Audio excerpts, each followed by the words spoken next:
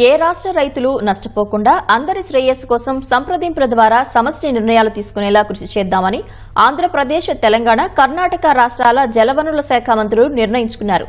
కర్ణాటక జలవనరుల శాఖ మంత్రి డీకే శివకుమార్తో తుంగభద్ర అంశాలపైన, తెలంగాణ మంత్రి ఉత్తమ్ కుమార్ రెడ్డితో శ్రీశైలం, సాగర్ జలాల అంశాలపైన మంత్రి రామానాయుడు చర్చించారు.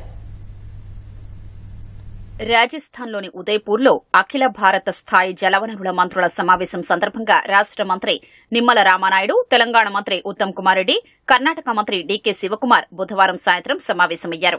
ఏ రాష్ట రైతులు నష్టపోకుండా నీటి వివాదాల్ని సానుకూలంగా పరిష్కరించుకుందామని మంత్రులు నిర్ణయించుకున్నారు. కృష్ణా జలాలపై మాట్లాడేటప్పుడు కేవలం ఈ ఏడాది నదిలో లభ్యమైన నీటిని దృష్టిలో పెట్టుకుని చర్చించుకోవడం సరికాదని రామానాయుడు అన్నారు. తెలంగాణ మంత్రి ఉత్తమ్ కుమార్ రెడ్డి, కర్ణాటక మంత్రి డీకే శివకుమార్ ఇద్దరితో కృష్ణా అంశాలు చర్చకొచ్చాయి. నిజానికి దిగువన ఉన్న ఆంధ్రప్రదేశ్ కు కృష్ణా జలాలు సరైన సమయంలో అందక ఇక్కడి రైతులు చాలా ఇబ్బంది పడుతున్నారని చెప్పారు. 10 ఏళ్లుగా కృష్ణా జలాల లభ్యత ఎలా ఉందో దృష్టిలో పెట్టుకోవాలన్నారు. ఆల్మట్టి, నారాయణపూర్, జూరాల వంటి ప్రాజెక్టులు నిండితే తప్ప శ్రీశైలానికి నీళ్లు రావని తెలిపారు. ఈ పరిస్థితుల్లో కృష్ణా డెల్టా, సాగర్ ఆయకట్టుకు నీళ్లందించడం కష్టంగా మారిందన్నారు.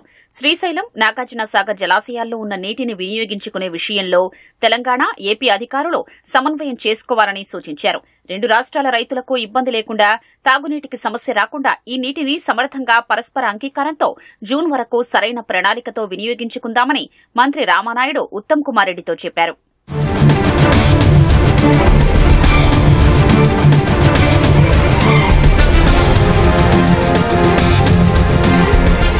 తుంగభద్ర నదిలో పూడిక నేపథ్యంలో ప్రత్యామ్నాయంగా కర్ణాటక కొన్ని ప్రాజెక్టులు ప్రతిపాదిస్తోందని, ఇందుకు ఆంధ్రప్రదేశ్ నుంచి సానుకూలత అవసరమని కర్ణాటక జలవనరుల శాఖ మంత్రి డీకే శివకుమార్ మంత్రి రామానాయుడుతో అన్నారు.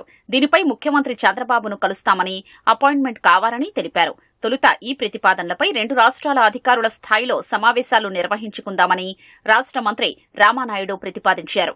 ఆ తర్వాత సీఎం వద్దకు ఈ అంశాలు తీసుకెళ్లొచ్చని పేర్కొన్నారు.